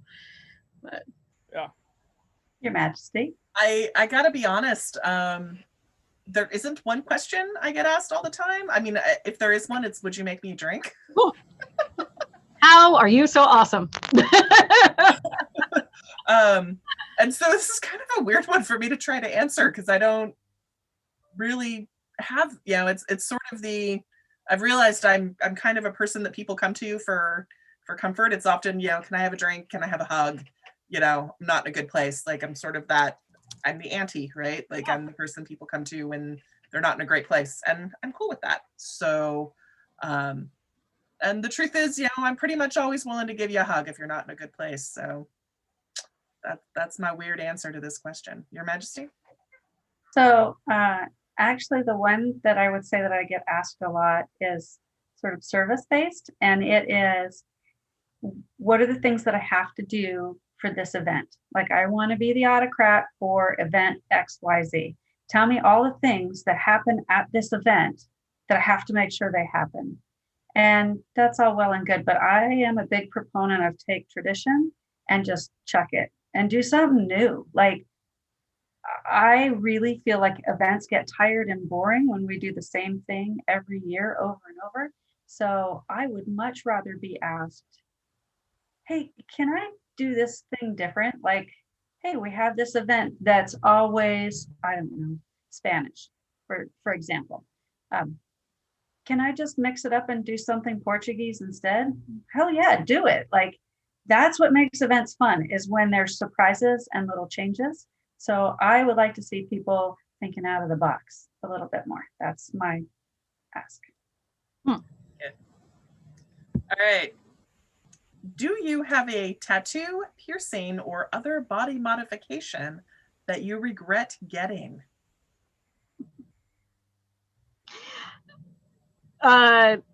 So I do not have any tattoos. My ears are the only thing that are pierced, and I don't regret that.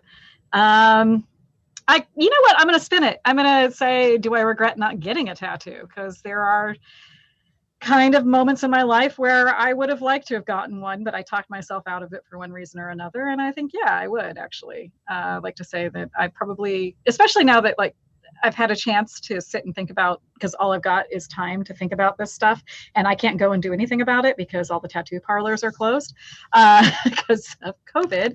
I am. I think more and more now that I would like to get a tattoo. So, you know, I don't have anything I can regret other than I just haven't gotten it yet, and maybe that's my regret. But maybe that's also a good thing, so I can get a really cool one when this is over. Helga, who has all the tattoos and piercings. I've got tattoos, piercings, and body mods. But you have body mods? So, amusingly enough, I consider the fact that I have a tubal ligation a body mod. Okay, can I call my hysterectomy a body mod? Because I do have that. Yeah, no, it is modifying your body from the original state. It counts as a body mod.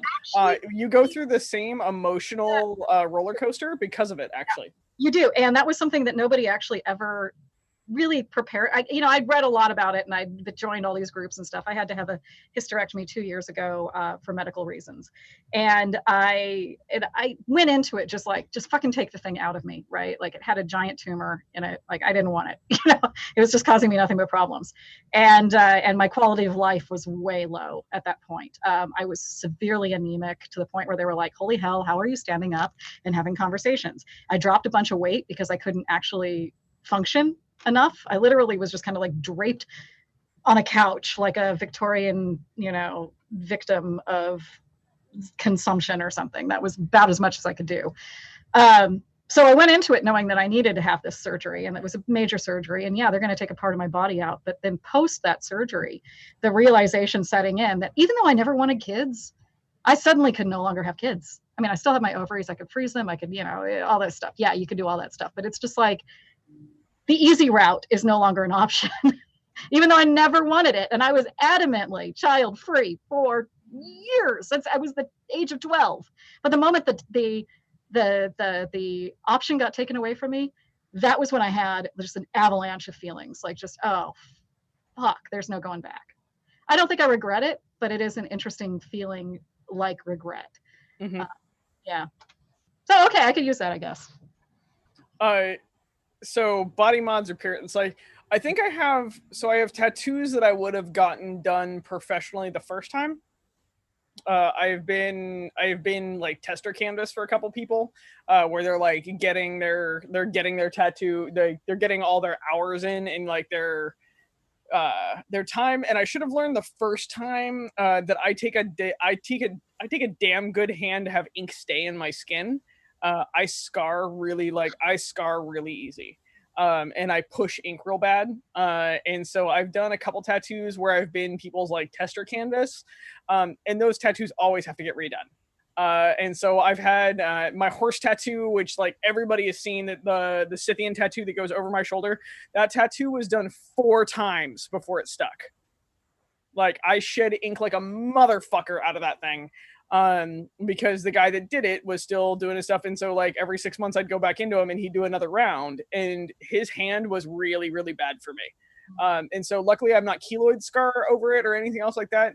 But eventually I went to a very professional individual and was like, look, I've had this tattoo done 3 times. And he just like flat looked at me and he's like, yeah, you should never have a newbie work on you. Your skin is like, you scar. Like, I can look at you and see that you've lived a hell of a life because you are covered in scars, dude. Like, always have a professional do your work.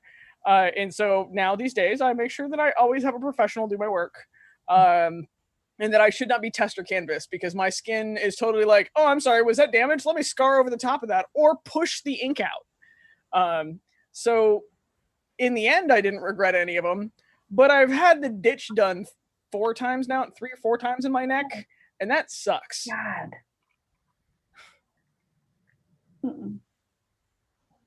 Your Majesty? I'm kind of reeling from that. No. So I wouldn't say that I've regretted anything that I've had done. However, I did have a tattoo done when I was 18 that now desperately needs to be reworked, and that is getting done, and I'm super excited about it. But no, I don't have any that I straight up regret doing. They were all meaningful to me and all timed right for me.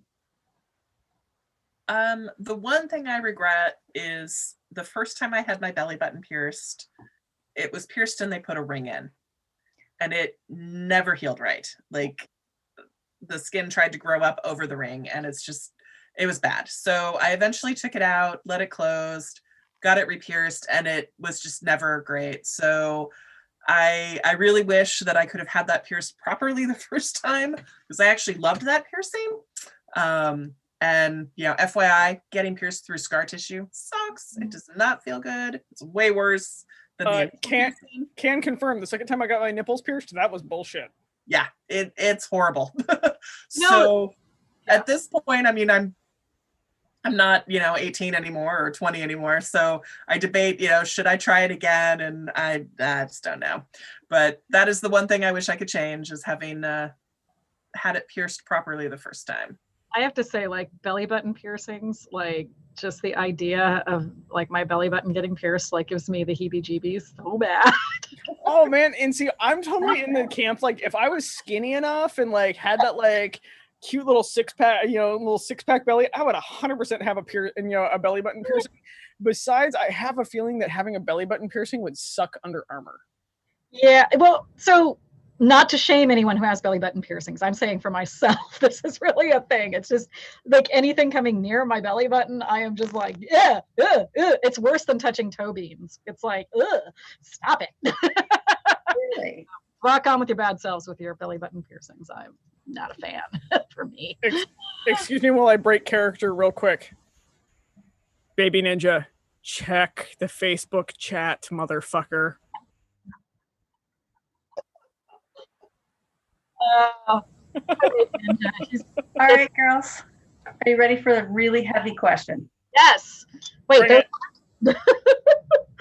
it's still happening, like whether you're ready or not. Here we go. This comes from Count Merrick, just to set that stage.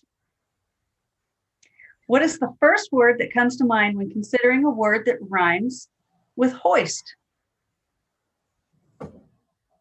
Hoist? I have one.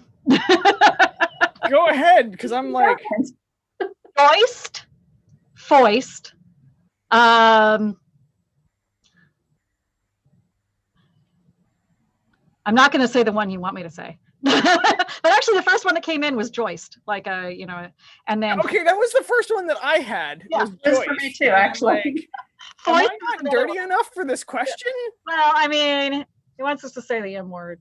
No, you're just obstinate. Oh, moist? Moist is like way down the list. Like, that's way down. Like, I'm sorry. I'm dumb. Like, I have to go through the alphabet when this happens. Like, if somebody's like, oh, what word is with this? I'll just start it with the first letter of the alphabet and then work my way through and be like, is that a word? No, that's not a word. Next. Is that a word? No. Voiced? Like, that's how my brain works. Moist, way down there. Way fucking down there. Also, moist is not a terrible word. Moist. Just for everybody that freaks out, moist. I think it's more the idea of the word and less the actual word itself. I would like to note that Her Majesty of Atenveldt is a little uncomfortable by that word. So I have to admit, moist was the first word I thought of. And probably because in my professional capacity, it is a technical term that we use when describing soil, when you're doing a soil profile. So I use that word all the time. I read it all the time. It's just a technical term for me. I'm still going through the alphabet right now. Yeah, literally, like hoist and joist were the two words that I came up with immediately. Okay, so like legitimately, my brain was like, does it rhyme with cunt? Nope. Nope. Like, that was the first place my brain went. Really good, like slogan. Does it rhyme with cunt? I'm sorry, is there any vagina word that rhymes with this? And only kind of, like moist, because like dudes can get moist too. Pre-cum's a thing. It is. I like how, Her Majesty Atenveldt just looks super, super innocent while this conversation is going on. And super Her Majesty West is at this point just like, champion, shut up. I have to say, Miss Sassy Seamstress, You have leveled up in my estimation that you now just have a cocktail shaker waiting to refill. So instead of being like, can someone tell Thorfinn to come bring me another drink? Queen, please. I'm impressed. I am very impressed. So around 7:30, His Grace boop, boop, boop, boop, boop down the stairs and handed me the shaker. So He's a good man. You keep it. Most shows I have a standing order at 7:30. He roughly around that time he'll bring me down a backup cocktail. So so right while our tech was just crashing. yeah, well it was right after we got back on the air and I'd already gone through my first cocktail just like cursing Discord's name. So I sent a message. I was like, can I have that cocktail now, please? And he brought down this and he said, pace yourself. It's all basically booze. So Well, well. I do that like it's a bad thing. No, I worked really hard today. So if I am flat out fucked up tomorrow, at least I am ahead in my work. All right, Your Majesty, you get to answer that question. Oh, joist was actually the first word that came to mind for me. Funny, joist was not one that actually ever came into my mind. Well, and part of that is because I'm always a little bit on guard with Merrick. So, like with questions from him, because he's sort of a shenaniganator. So I'm always like, what's his angle? What is he doing? And so I was like, nope, not doing that word. It's joist. Damn it, it's joist. So that's where I was at. Also, we can all see your reaction to the word moist anyways. Just gonna say that actually Her Majesty Elizabeth has a great superpower to just sit there with the sweetest look on her face. I'm like, is she mad, annoyed, irritated, happy? Like, what is this? It's queenly. Ah, Well, it looks like we have a few keep goings. So okay. Shall we do another question? All right. Okay, so I actually have to worry now at this point. So we've hit the bonus questions, and so now I'm like worried what the bonus questions are. But I'm not like okay. So are we gonna go like? So we've been pretty Maury this for this show. Are we like rolling right into Jerry Springer now, or like what's the plan? I don't ever watch. Yeah. There's not going to be anybody hitting anybody with any chairs or. No. I will not be yelling out, you are the mother in the middle of this.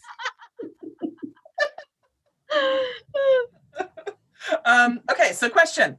Among all the virtual events you have now attended, has there been a moment or event that surprised you? Interesting. I haven't attended many, and it's mainly because, not to put you on the spot, Your Majesty, Vera, but the West has not been holding a lot of virtual courts. There have been a few, and I think I've attended 2. And I really, let's see, what was the question again? Has there been a moment that surprised me? Yeah, a moment or event. A moment, I think what really kind of surprised me was that in the West Kingdom,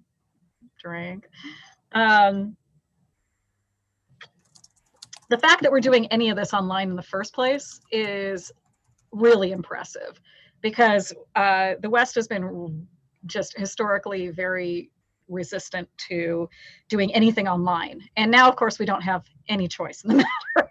So the fact that now we've been able to kind of overcome that mindset of, well, if it's not in person, then it's crap. It's not happening. If it's not Scottish, it's crap. It's not in person. It sucks. We shouldn't do it. It's a hassle or whatever. But this is the only thing that we have right now. And the fact that, 3 or 4 times, I think, Vera, you said that you guys have held court 3? 3. I think it's 3. And then there's been some principality courts that have happened, and a handful of other like baronial courts. Yeah, and like a collegium, and so the fact that anything is happening online in the West or happening virtually in the West is very, like, I am pleasantly surprised. And I actually really hope that this actually becomes a thing, that this continues going forward, because especially with things like, and I go back to that previous question way at the beginning of the show about doing peerage meetings online or virtually, doing them by Zoom or something like that, and incorporating that into things. I think this is going to make the people who were very resistant to that, or the groups of people that were very resistant to that in this kingdom, perhaps will kind of change their mind and see that, going virtual is not the end of the world. It's not going to break anything down or make things horrible for everyone else. And it could be a really efficient way to get a lot of bureaucracy level stuff sorted out. But I think too that the way that the populace engages with these courts is really important. And I think that gives them a morale boost to be able to, even if it's not like a Zoom event where everybody can be seen and we're just like watching something, or it's happening being live streamed through Google Hangouts. I think is that what it's called now? I can't remember. Anyway, the Google Suite thing that we have access to with the kingdom. And not everybody gets to participate in it, but getting to just witness it and getting to dress up for a reason and sit there and like listen to your king and queen give out awards, and like it still gives me a warm fuzzy. It still is meaningful, and I think that this is something that I'm impressed and surprised and heartened by. Yeah, keep it up. Good job, Queen.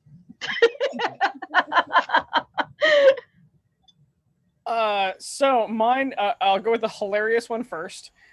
So when this all started, I tried to kind of like check in with kingdom courts across the known world, because you can learn a lot just by sitting and watching the tech being used, from like Zoom to everything else like that. The amount of people that didn't know to turn off their camera or wear a shirt was amazing. Or their mics. Oh my God. Oh my God. The hot miking was epic. There's a reason why we have a tech crew and we love them so much, is because they can just nuke our mics if we're being too much of a jackass. But yeah, that learning curve was like this. So for the shocking, or not for the shocking thing, like the surprising things, was just watching the tech curve. Was really, really funny. And I realized that I am very millennial about tech, where I'm just like, oh, I'll go watch the YouTube tutorial on how not to fuck this up. But going forward, one of the events that I got to take part in, I've been asked to teach in a couple of collegiums, either a fighting class or a shield painting class or anything else like that. And, to be a narcissistic asshole for a moment, that was a super cool opportunity that I got to witness a bunch of teachers learning how to teach better. And I got the same thing. So I'm used to one-on-one working with people and like, hey, this is how you do, like, this is how you like line out a shield, or this is how you set things up.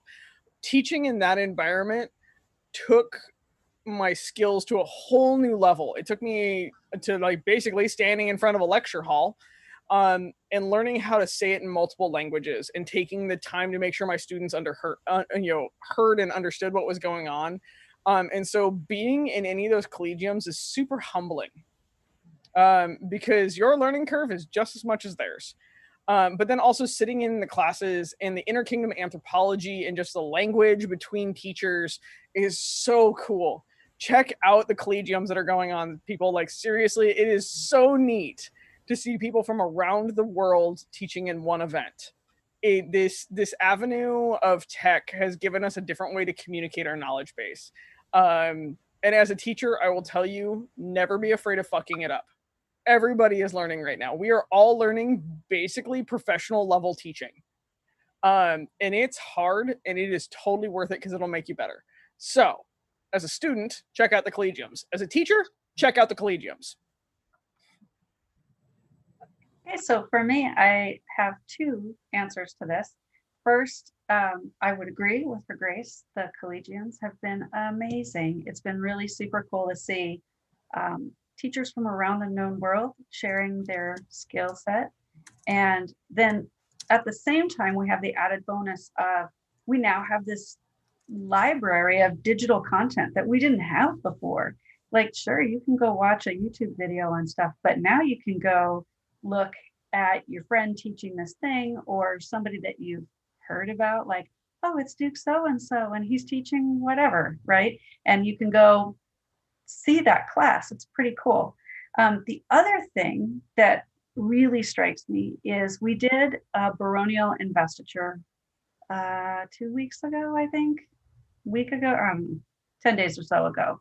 And it was a very small, tightly controlled event where we had just a handful of people there to physically take the hats off of one set and put them on another set. And there were, we did 2 peerages at the same time. And so those peers were there and their peers were there. So about 10 people. So doing virtual court's super, super weird because you get to the 3 cheers, and regardless of what your kingdom does, either it's Vivat or it's Huzzah, right? There's nothing coming back. You don't hear any of that because people are in their homes, and most of them remember to mute their mics, not all of them. And so that's, and then there's that weird quarter-second delay on Zoom. So the huzzahs are all, like the ones that you do hear are all kind of staggered and weird. But this baronial investiture that we did, where we were able to be in the presence of just a handful of people, was amazing because everybody was so excited to be at court that, number one, they paid attention and they weren't talking in the back like a bunch of jackasses. And number 2, the huzzahs were like you would have thought there were 25 people in there. It was huge. Everybody was so excited and the energy was so good. I think that the virtual events actually are going to give people an appreciation for how truly magical it is when we get a chance to be together again. Your Majesty? Completely agree with everything you said. Getting used to doing virtual court, and in the case of His Majesty and I, we have kept the number of people that are on the actual, in the Zoom chat or in the Google Meet chat, very small, to reduce the bandwidth issues, to reduce hot mic issues, all of that stuff. And so, yeah, the herald saying 3 cheers, and it's, me and His Majesty going, huzzah, and we're it. It's a weird feeling. So yeah, that transition has been very difficult, but at the same time, you don't want to deprive somebody of an award that they have earned and the recognition that they deserve. And you're balancing this. I don't want to put off giving you this accolade because you deserve it, and we want to give it to you. Regarding things that were surprising, the first court we did, or the second court we did, I think it was the first court we did. The West Kingdom Choir did this beautiful recording of To the West, and we have this whole plan that we're going to cut to. We did this amazing Beltane slideshow. Props to my head of court, Demir, who put it together. He pulled photos of past Beltanes and the Maypole, and people dancing the Maypole, which happens every year at Beltane in the West Kingdom. And so he made a whole slideshow of this of the history of the West, dancing the Maypole, and we did the audio of To the West over it, and that's how we're closing out court. And so that fires up and it starts running, and we're told, okay, it's on, you're not live. And so we wait a minute, and then Uther and I start talking, and then we're both flooded with messages saying, you're still live, we can hear you. Which of course we all shut up at that point. But the hot mic thing, sometimes you get it wrong. It was an entertaining moment, and thank God for our Reese, who fixed it in the recording of he eliminated us talking over it. But yeah, strange things happen in techno. I do love the arts and sciences and all that's going on right now. It's phenomenal. I attended a collegium, and I had a class that was about Italian table manners taught by a guy in Italy, which is just amazing. I'm like, this is so cool. I'm going to give a shout out that this weekend is Virtual Crown for the West, and there are classes. There is a selfie contest. So put on your garb, take a photo. Helga and I, well, geez. I was about to say, so can we cheat and use past selfies from the show? No, you need to ask the person who's running the contest, which is not me. There's a round table, there's a Punderdome, where you get on and you make puns and it's a whole competition. There's a bardic. Alicia's doing 3-man. It should be epic.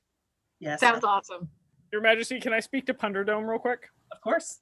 So Punderdome happened a couple war colleges ago, and I will tell you that was hours of us throwing down like some weird rap battle around the fire and punning, and it was epic. So don't miss that. Like, you may hate puns, it's good.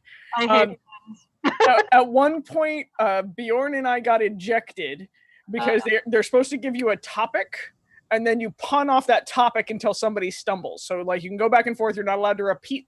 You're not allowed to repeat one of your puns, and you must stay on topic.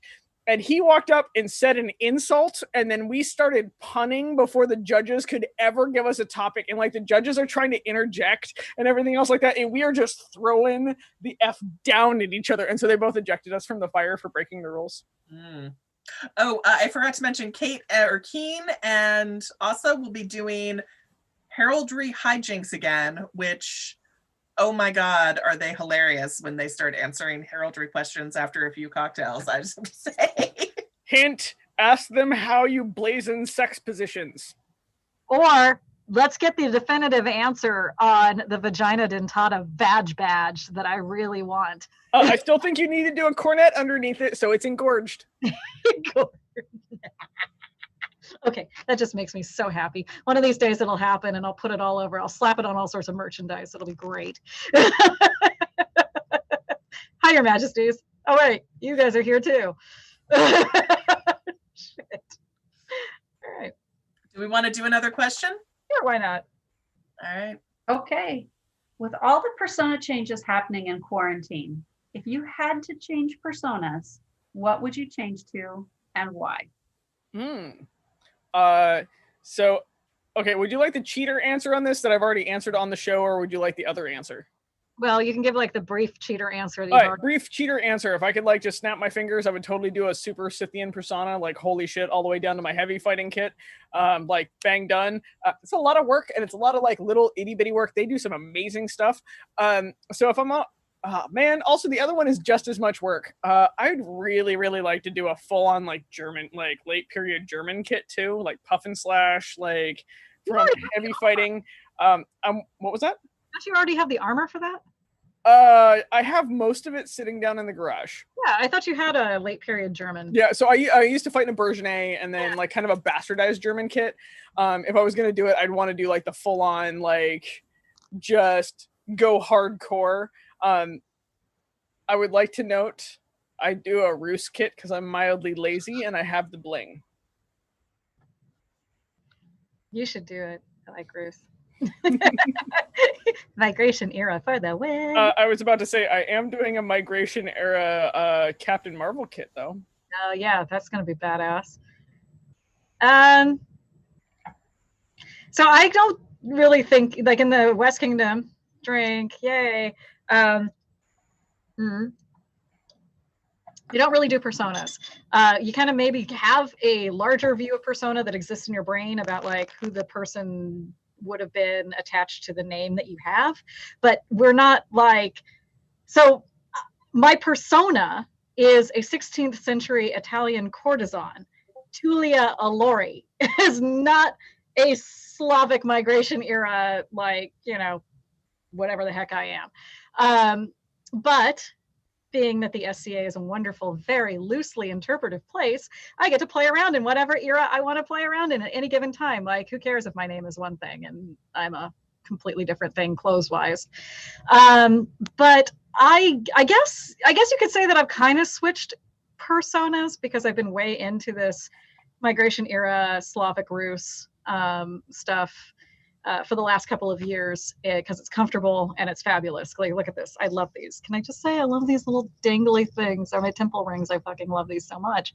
And the jewelry is amazing and the clothing is comfy and it's semi-fitted. So you feel like, you know, you're a little fabulous, but you're not like restrictively fabulous the way late period is. But I don't feel necessarily like I have to stick with this one thing. Let me see. What would I change it to? I would change, like if I was going to go with another like costume, like an entirely different wardrobe, like do something I've never done before, which is all late period. It's essentially anything from like 900 AD to 1600 AD.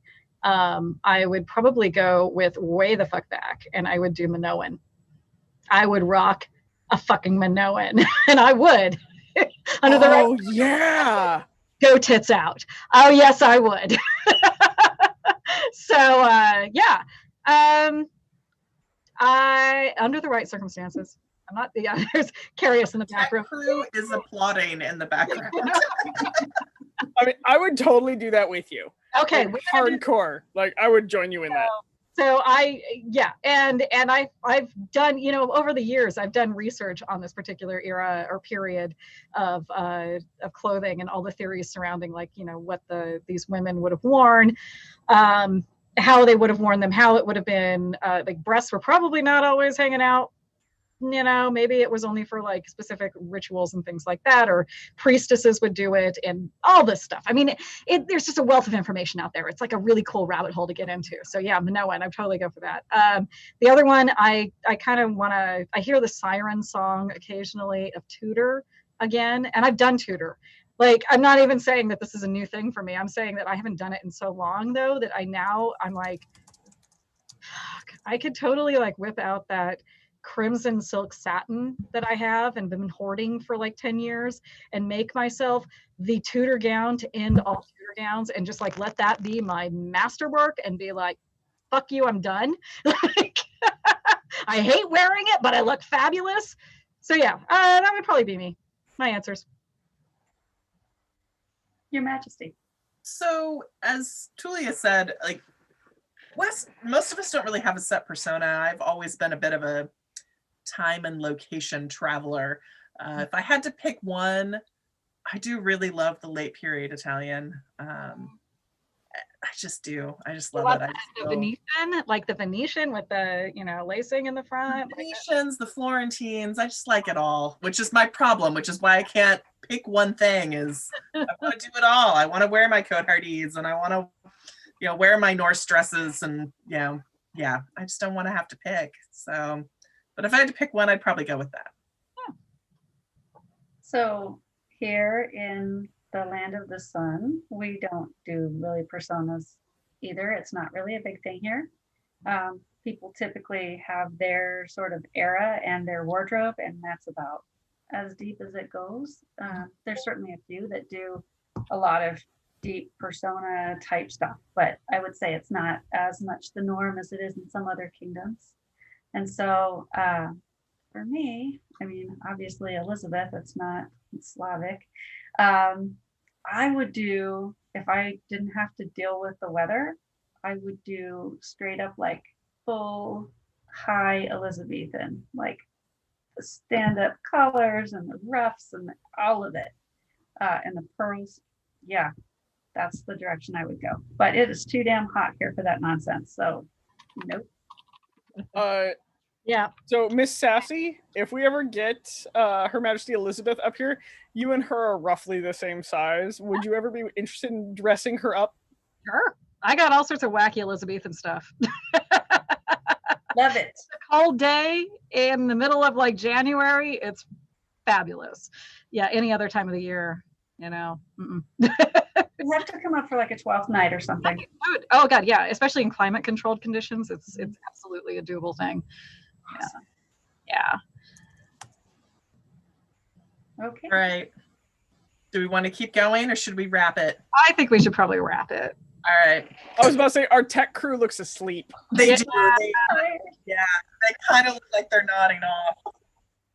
Baby Ninja is literally nodding off. All right. So now that we are through the questions, does anyone else have anything before we wrap up?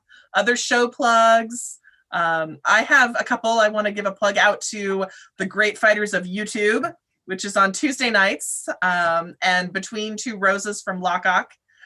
So the Great Fighters of YouTube is pretty popular with a lot of the fighters. They watch videos of fights through the history of the SCA, break them down, discuss them. and it's just a fun time. Between Two Roses are currently doing a special series where they are interviewing all of the royalty, the crowns of the known world. And His Majesty and I will be interviewed Saturday at about 6 p.m. Pacific time, if anyone wants to tune in and watch. Cool. So, Your Majesty? I would absolutely endorse those ladies out of Locock. That was a fabulous time. We had a great time with them. Can't wait to eventually go visit their kingdom, which is not a whole lot different from ours in terms of everything's trying to kill you there. Same here. So, It's on fire. yeah, they said, is there anything about coming here that makes you nervous? And we're both like, no, like everything here's trying to kill us too. It's fine. So, yeah, it was a lovely interview. You'll have a great time, Your Majesty. And then the Two Sisters interviews are great too. I really enjoyed listening to those. So you should absolutely check those out if you have the opportunity. So I'm going to endorse the Branch of Laurels, which is a very similar show to ours, where two Laurels are interviewing other Laurels from around the known world about various topics. And it's a really great way to get to know some of the Laurels and some I always roll back to Interkingdom anthropology. I think this is my obsession. Interkingdom anthropology. Interkingdom anthropology. You should have a podcast on it or something. I don't know. That'd be fun. I actually really I wish I could get a couple other people to start a show on doing Interkingdom anthropology, like doing like that question series about like, hey, I'm from this kingdom, this is how we do this, like how do you do it in your kingdom, and starting that almost that hardcore exchange of knowledge. So we have like right now we're doing, oh my god, I've gone down a rabbit hole, I'm sorry, everybody drink. Is so we can start with that base of like, this is the knowledge, this is the raw knowledge, like, and how do we either like, can we steal this chunk of Interkingdom anthropology? Like, is this something we want to like just like take and like, this is now ours, like we're going to go over here with it. And I think that something like that would be really cool because it would increase the knowledge base, especially when you travel, of when you're like, well, why the fuck did they do that? I'll tell you, the first time I heard Vivat, I was just like, what the fuck is going on? And so like I think that all these shows are doing amazing things. So check out Branch of Laurels. We're gonna go back. I'm like gonna go right out of my rabbit hole, go right back to Branch of Laurels. Check them out. They're amazing. Both those women are fucking hilarious. Cool. I don't have anybody right now. Sorry, I didn't do my homework. Bad Laurel. There's a couple that have come up in the comments on YouTube. I was going to say too, I saw Calbard actually mentioned the Outlands Royal Tea, which I haven't tuned in for or have not made plans to tune in for, but is getting a lot of really good, interesting press. So totally. I can totally plug that one if you want to, since I've got the insider knowledge on it. You do? So Outlands Royalty is where the King and Queen of the Outlands is interviewing past King and Queen of the Outlands, asking them about their experience, the history of the Outlands, and continuing to build that. And so the show is starting with like the older generation of Outlands Royalty and moving towards the current generation. And so if you want to tune in and learn about the Outlands, it's actually really fun. The first episode was really fun and very frank. There was not a lot of holds barred about those answers, just so you know, and it's really, really cool. And so I think they're going to do a really good job. Calbar is directly involved in that and doing an amazing job with the setup behind the scenes. And so big shout out to him for everything he's doing tech-wise. Also, we need to mention the Ask the Knights because Logan is in the chat being like, seriously, guys? Tune in to Ask the Knights. Come on. It's great. It's fun. And Logan is awesome. And he always has interesting people on. So. And Crystal pointed out Sunday nights with the scribes, which are apparently a great deal of fun for scribes and illuminators. So don't want to forget that one. So this is going to be a hint. Please send us links for that because we'll put the links into the YouTube channel. And so all of the live links for that will be up. Also, send it into Known World Entertainment Guide. Also, live from Kaid, because I just saw Bjorn also post. Come on. We're getting guilted into like so many ones. So send us links. We'll add the links to the YouTube. We'll add the links to the Facebook because supporting all the other shows matters to all of us. Yes. Thank you so So much. commercial updates, SCA merchants, if you wish to have an ad or commercial on Between Two Peers, please contact one of them, not us, one of them. You're one of us now. What is needed so we can pimp you out on the show. Please note. You can contact Carius. Or I do the contact Carius commercials. Yeah. or Baby Ninja. Please note we will be limiting them to 1 or 2 a show. So thank you for continuing to tune in and support the show. They are working on merchandise, and they will see you this Friday. Which Yes. I am looking With the Dirty Duchess. Yeah, we got the Dirty Duchess on. Tune in to find out why. All right, and if you enjoyed this episode and just to support them, please smash the like button. Smash it. That's right. All right, I think we are. Did I forget anything? Yeah, so Pepper, Lana, that's Baby Ninja's doggo, who you see when Doggo Cam runs before the show. She's only gotten like 3 treats, so clearly, come on, guys. I just hit the like button. That should be another treat. Oh, for there's the okay. So we have 3 treats for Lana. Also, Baby Ninja, I need you to contact me off the show. We hit over 100 likes on the last show, which means I get to buy you a box of treats.